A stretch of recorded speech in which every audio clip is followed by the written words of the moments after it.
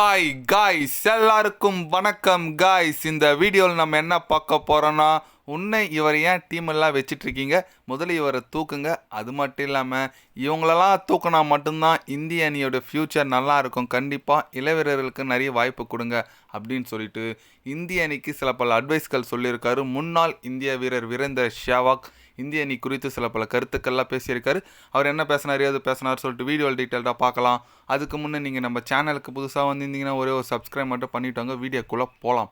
ஆமாங்க, வீரேந்தர் சேவாக் இந்திய அணிக்கு எப்படி அதிரடி ஆடணுன்னு சொல்லிட்டு ஃபஸ்ட்டு அடித்து காட்டினவர் தான் வீரேந்தர் சேவாக். கண்டிப்பாக அவரோட பேட்டிங் எனக்கு ரொம்ப பிடிக்கும்.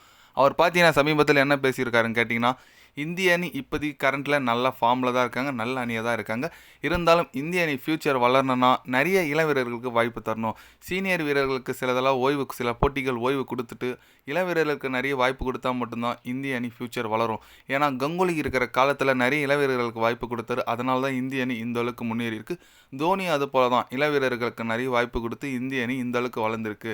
அதே தான் நம்ம ரோஹித் சர்மாவும் செய்யணும் நான் நினைக்கிறேன். அது மட்டும் இல்லாமல் நிறைய வாய்ப்புக்காக ஐபிஎல் மூலியமாகவும் ரஞ்சி ட்ராஃபி மூலியமாகவும் டொமஸ்டிக் போட்டி நல்லா பர்ஃபார்மன்ஸ் பண்ணிட்டு இளம் வீரர்கள் காத்துட்ருக்காங்க.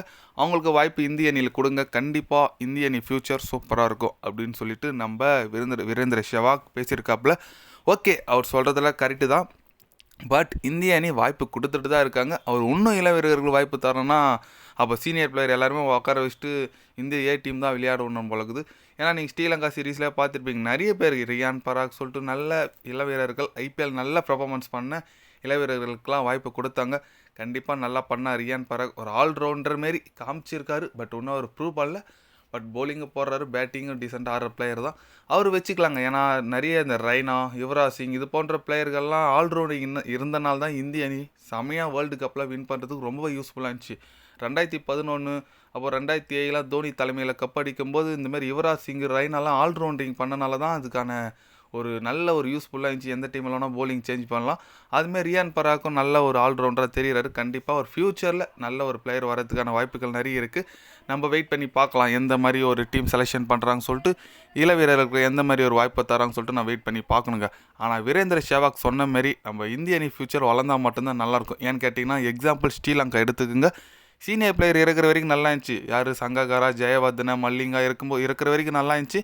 அவங்க போனதுக்கப்புறம் டீம் ரொம்ப மோசமான ஒரு எப்படி சொல்கிறது, ரொம்ப கீழே போயிட்டாங்கன்னு சொல்லலாம். இப்போது அதே நிலைமையில் தான் இருக்குது. அந்த மாதிரி இந்திய அணி ஆகிடக்கூடாது. அதனால தான் நிறைய பேர் இயங்கிட்டு இருக்காங்க. அந்தமாதிரி நடக்கக்கூடாது தான் நம்ம யுவராஜ் சிங்கும் நம்ம வீரேந்தர் சேவாக்கும் சொல்லியிருக்காரு. நீங்கள் சொல்லுங்கள், வீரேந்தர் சேவாக் சொன்னது கரெக்டாக தப்பா? உங்களோட கருத்து என்னன்னு சொல்லிட்டு ஒரு கமெண்ட் பண்ணிட்டு போங்க. இது போன்ற ஸ்போர்ட்ஸ் நியூஸை தெரிஞ்சுக்கணுன்னா சேனலை சப்ஸ்கிரைபர் லைக் ஒன்று பண்ணிக்கோங்க. கண்டிப்பாக கிரிக்கெட் பற்றி day by day channel update வரும். மறக்காமல் சப்ஸ்கிரைப் மட்டும் கொஞ்சம் பண்ணி வச்சுக்கோங்க. நன்றி, வணக்கம்.